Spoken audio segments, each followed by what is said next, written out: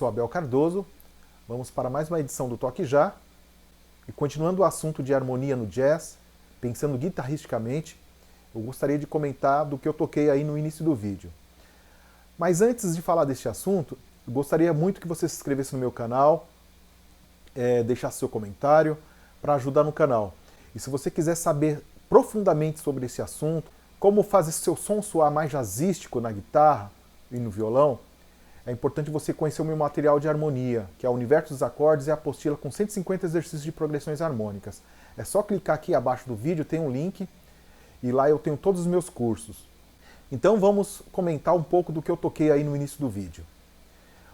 Bom, eu toquei em cima de uma base de 2-5-1, Ré menor, Sol 7 alterado e Dó maior.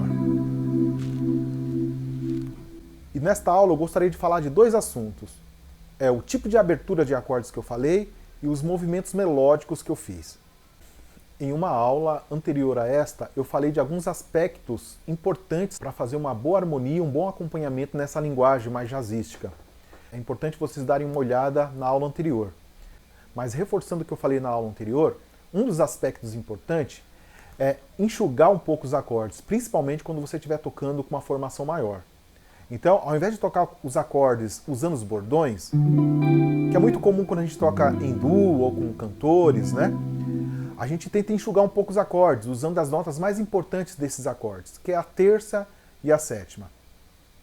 E falando desse som mais jazzístico, ou até mesmo no fusion, nesse jazz mais moderno, é muito comum utilizar os intervalos próximos de segundas maiores e segundas menores, que nós chamamos de cluster. Deixa esse som mais denso. Então, por exemplo, quando eu fiz o Ré menor, eu fiz a quinta do acorde de Ré menor, a terça, que é o Fá, e a nona. Só que está muito próximo, tá vendo? Dessa nona, que é o Mi, dessa nota Fá. Então eu tenho lá, entre o Mi e o Fá, eu tenho esse intervalo de segunda menor, tá vendo? Então dá este som meio denso.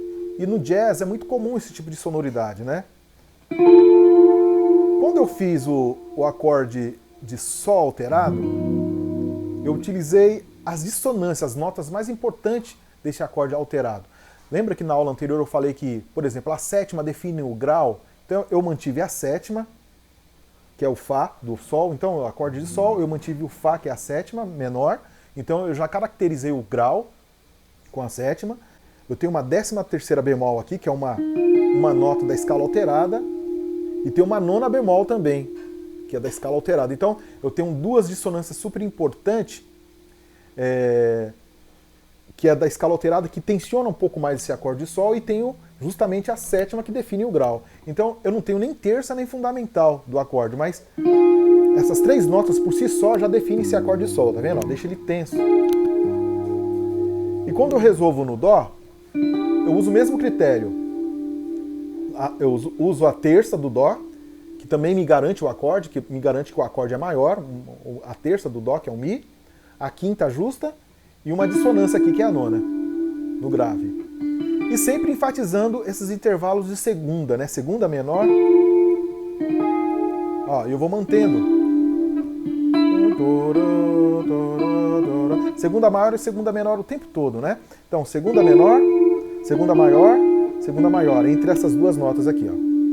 Ok?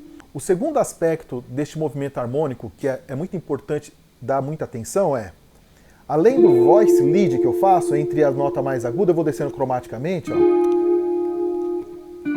Percebe? Então, Ré menor com Lá na ponta, o Lá virou Lá bemol, e que virou Sol. Então, eu fiz um voice lead, né? Eu andei com a nota mais aguda da minha abertura. Eu escolhi esse movimento melódico aqui, a progressão, né? Então... Mas na segunda vez, além de fazer esse movimento de voice lead na voz mais aguda, eu também fiz um movimento da voz mais grave. Então eu fiz isso, ó. Esse Mi que virou um Ré bemol, depois virou Ré e voltou pro Mi, então eu fiz isso, né? O acorde alterado é a mesma coisa, só que eu só fiz descendente. Então o Mi bemol que virou Ré bemol virou Dó, que virou Si bemol. E no último acorde, também, o mesmo processo. O Ré, que virou Dó, que virou a sétima maior, Si, que virou sexta.